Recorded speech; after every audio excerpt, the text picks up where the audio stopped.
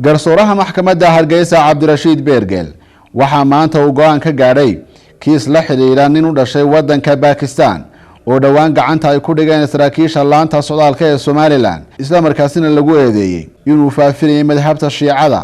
dhageysiga go'aanka maxkamadda ee maantana waxaa si weyn uga soo qayb galay culimada Somaliland gaar ahaan wasaaradda diinta iyo awqaafta culimo ka socotay iyo sidoo kale dadweyne kale iyo saxaafadda. waa ixtiraama waxa ku taala halkan waa ummul mu'miniin waay anigu waxa way qabowdo joogaanina oo gaadana uu sheegay aniga ninkaas oo la sheegay inuu sidoo kale ku hawlana hawlo ganacsi waa 63 jir waxaana lagu magacaabaa Maxamed Raasa Xuseen. garsooraha maxkamaddu waxa uu ku dhawaaqay in ninkaasi lagu helay dambi la xiriira inuu faafinayay madhabta Shiicada isagoo kaashanaya xubno kale oo maxkamaddu ay magacawday. dambiilayaal Maxamed Raasa Xuseen ina shaarin بالجلهام ودادي سطاي صدق هي اللي حدن تشر هي هاشم وكيرة ومقنعة وكوجا في قضبك صدق بقولي أفرية طبعا حرك عقاب تجود خل قلين الرمد دينات هي حرك الصعدالك وحلقوا حكومي من هالصنو أو حرقة هي من 6 مليون وجناحة ورعصن حدي حرقة وقالوا هذا السنة وحل فريا تليها حبس جمديرة إنه ميل جونية كحرو si aanu jeelka uga faafin gudihiisa aqeedadan qaldan ee uu aaminsan yahay ee shiicaynta. dambiiluhu hadduu iibsado xariga taliyaha laanta socdaalka iyo wasiirka arrimaha gudaha jamhuuriyadda Somaliland waxa la farayaa inay ka saaraan geyiga Somaliland iyadoo fursad loo siinayo hantidiisa ka maqan si uu urursado 2 bilood gudahood. maxkamadda ayaa cuskatay cadeymo kala duwan oo ay ka mid tahay ninkaasi inuu qirtay dambiga lagu eedeeyay iyo sidoo kale kutub ka tarjumaysa madhabta Shiicada oo lagu turjumay afka Soomaaliga isla markaasina uu qaybiyay muwaadiniin ku sugan Hargeysa. eedeymaha kale ee ninkan u dhashay wadanka Pakistan loo soo jeediyay isla markaasina maxkamadda horteeda laga sheegay waxa ka mid ahaa in dalxiis uu ku tagay degmada Gacan Libax gaar ahaan buurta caanka isagoo hogaaminaya 15 ruux oo isugu jira rag iyo dumar aan lamaana ahayn.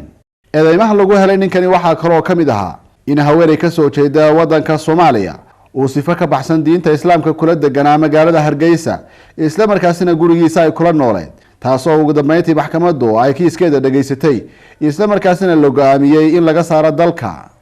maxkamadda ayaa sheegtay xukunkaasi lamida in lagu riday nin kale oo maxkamaddu ay magacawday oo ay sheegtay falkaasi inuu ka caawiyay. sidoo kale maxkamaddu waxa xorriyadiisa ay u celisay eedeysana saddexaad oo falkaasi lagu eedeeyay.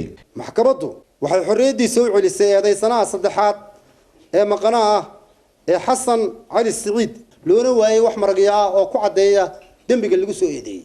dambiilaha maqnaa ee la xukumay isagoo maqan isaguna waa la mid ciqaabta eedeysanaha koowaad ee maxkamadda hortaagan haddii uu soo galay geyiga Somaliland sidaas ayuu xarigu ugu yaalaa.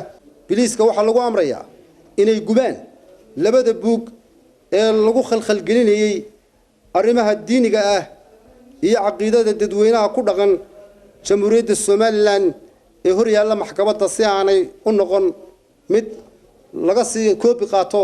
garsooraha gobolka Murudijeex iyo sidoo kale qaar kamid ah culimada magaalada Hargeysa iyo sidoo kale wasaaradda diinta iyo awqaafta ayaa iyaguna waxa dareenkooda ay ka muujiyeen go'aanka ay gaadhay maxkamadda degmada Hargeysa.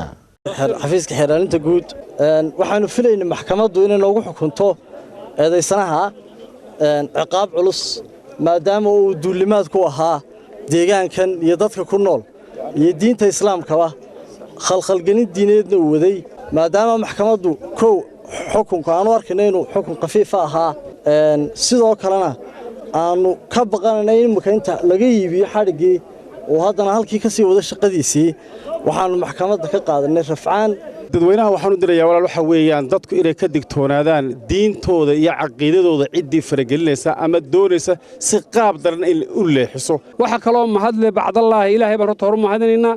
tan labaad wasaaradda arrimaha gudaha qaybteeda socdaalka taliya Maxamed iyo gruub Maxamed Cali iyo gruubkiisa aad baan ugu mahad celinaynaa. qof kastoo ajnabi dalka jooga ee mabda hadaama la soo gala siday u daba galaan waxaan ku leenahay jazaakumullahu khayra.